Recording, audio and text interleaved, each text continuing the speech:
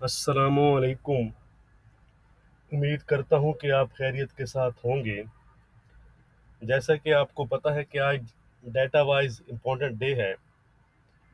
सबसे पहले अभी 11 बजे यूके के एवरेज अर्निंग्स और एम्प्लॉयमेंट चेंज वगैरह हैं। उससे अगर डॉलर इंडेक्स पर कुछ फ़र्क पड़ता है तो थोड़ा बहुत हमें गोल्ड में उसका इफेक्ट नज़र आ सकता है। लेकिन हमारा जो इम्पोर्टेंट डाटा है, मेन डाटा है, वो है जी आज यूएस के सीपीआई और कोर सीपीआई नंबर्स, जिन्हें हम इन्फ्लेशन नंबर्स भी कहते हैं। तो अगर हम कोर सीपीआई को देखें तो कोर सीपीआई की जो फोरकास्ट है इस दफ़ा वो है 0.3%। प्रीवियस भी ये 0.3% ही आए थे मंथली बेसिस पे। और अगर हम ईयरली बेसिस पे देखें तो उनकी फोरकास्ट है 4.2%, जबकि प्रीवियस ये आए थे 4.3%। उसके साथ सीपीआई नंबर्स हैं, उनकी फोरकास्ट है 0.4%। प्रीवियस ये नंबर आए थे 0.5%। ये है मंथली बेसिस पे।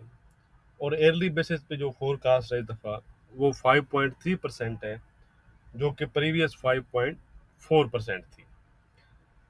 तो जैसा कि आपको पता है कि फेड के लिए ये जो दो डाटा हैं बहुत इंपॉर्टेंट हैं, जॉब डाटा और इन्फ्लेशन नंबर्स।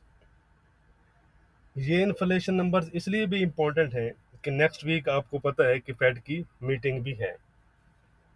तो अब हम देख लेते हैं कि इन नंबर्स के बाद क्या सिनेरियो बन सकते हैं, पॉसिबल सिनेरियो क्या है।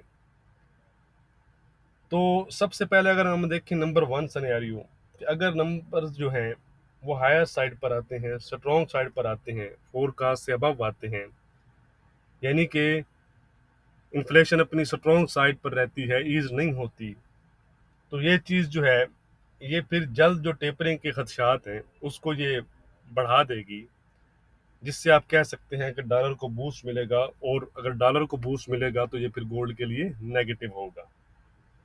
नंबर टू, अगर नंबर ईज्ड होते हैं, फोरकास्ट से कम आते हैं, लो साइड पर आते हैं, तो जो फेड चेयरमैन का नैरेटिव है कि ये जो इन्फ्लेशन है ये आर्जी है because of reopening of economy,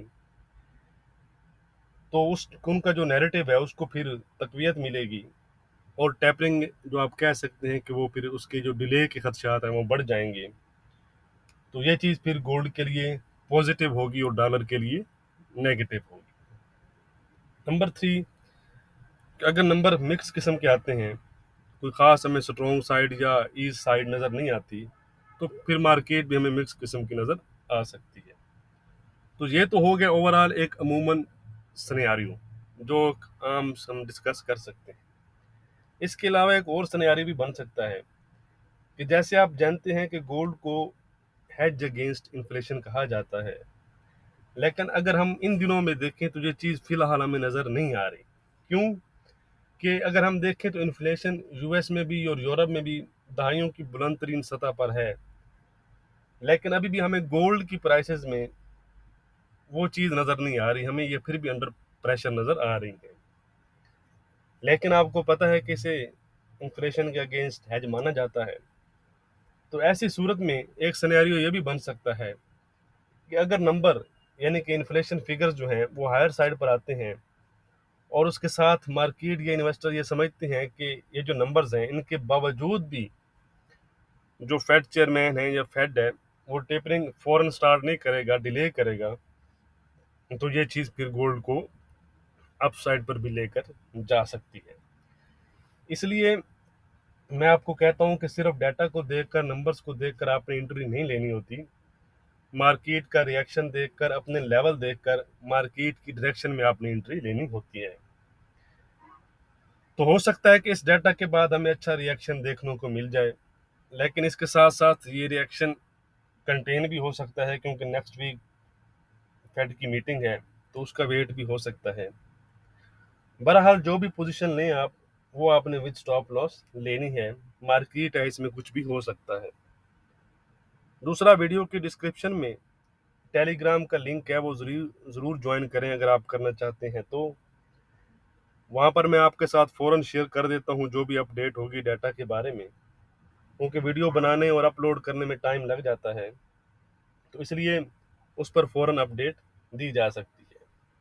बाकी वीडियो को लाइक और शेयर करना मत भूलिएगा। चलिए जी, हम चलते हैं गोल्ड चार्ट पर। तो यह है जी गोल्ड का चार्ट मेरे सामने। इस वक्त अगर हम देखें तो गोल्ड 1792 के आसपास आप कह सकते हैं।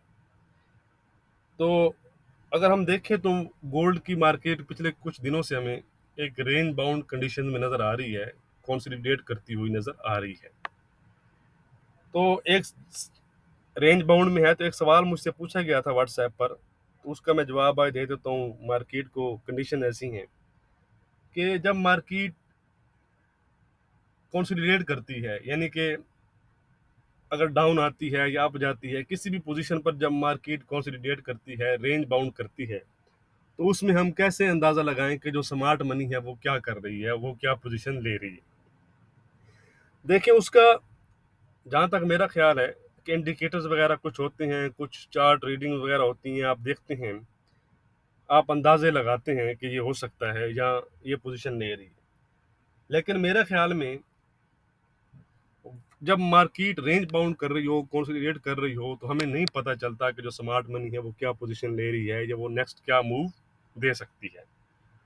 वो हमेशा उनके नेक्स्ट मूव से ही पता चलता है कि यहाँ स्मार्ट मनी क्या कर रही थी। ठीक है जी, यहाँ पर इंडिकेटर वगैरह होते हैं, कुछ चार्ट वगैरह होते हैं, ठीक है, कह सकते हैं आप, ठीक है। लेकिन मेरा ख्याल है कि जो जो वो अंदाजे हो सकते हैं, लेकिन जो कन्फर्मेशन है वो यही है कि उसके बाद ही हमें पता चलता है कि ये अगर रेंज बाउंड है मार्केट, तो यहाँ स्मार्ट मनी क्या कर रही है, ये उनके नेक्स्ट मूव से हमें पता चलेगा। ठीक हो गया जी। चलें जी, अब हम चलते हैं चार्ट पर और अपनी आज की लेवल्स डिस्कस कर लेते हैं। तो कल शाम को मैंने कुछ लेवल अपडेट किए थे। कल जो सपोर्ट लेवल था, शाम की वीडियो में मैंने आपके साथ अपडेट किया था। तो लेवल अब मैं आपको लिख कर भी बता देता हूँ। ट्रेंड तो आपको पता है कि फ़िलहाल हमें गोल्ड में नज़र नहीं आ रहा। मैंने आपको बताया है कि रेंज बाउंड और कंसोलिडेट करता हुआ नज़र आ रहा है। तो रेजिस्टेंस हमारी वही है जी, 1802 से लेकर 4 तक। 1802-4 की हमारी रेजिस्टेंस है। इसको अगर गोल्ड ब्रेक करता है, ये वाला लेवल जो आपको नज़र आ रहा है, ये वाला हाई, ठीक है, तो फिर गोल्ड दोबारा से 1810 और 1815-16 तक जा सकता है। उसके ऊपर अगर निकले 1815-16 के ऊपर, तो फिर जाकर वो 1830-34 जो उसका टॉप है रिसेंटली, वहां तक फिर जा सकता है। दूसरी साइड पर जो हमारी सपोर्ट रहेगी वो रहेगी जी आज $1780-82 आप कह सकते हैं। ठीक है जी। सपोर्ट अगर गोल्ड ये वाला लेवल ब्रेक करता है, ये जो उसने लो बनाए हैं 1782 के आसपास के, ठीक है जी, तो गोल्ड दोबारा से 1770, 1774, 1770, 1760 और 1750 तक जा सकता है। ट्रेंड फिलहाल गोल्ड का रेंज बाउंड है, कंसोलिडेट कर रहा है, फ्लैट है। लेकिन आपने ख्याल कीजिएगा, जो भी पोजीशन लेनी है अपर साइड और लोअर साइड पर लें तो वो ज़्यादा बेहतर है, क्योंकि वहाँ पर फिर आपका स्टॉप लॉस कम होता है। ठीक है, तो जितना आपका स्टॉप लॉस करीब होगा, उतनी ही वो एंट्री आपकी शानदार होगी, बजाय इसके कि आप दरमियान में जहाँ एंट्री लें, तो दोनों साइड पर आपका, चाहे आप बाय करते हैं सेल करते हैं, तो आपका स्टॉप लॉस हायर साइड पर होगा। तो इसलिए वो ऐसी एंट्री की तलाश किया करें जहाँ पर आपका स्टॉप लॉस करीब हो। बाकी वीडियो पसंद आए तो लाइक और शेयर ज़रूर किया करें। बाकी अगर कुछ लेवल चेंज होते हैं तो मैं आपके साथ फिर शेयर कर दूंगा। शुक्रिया।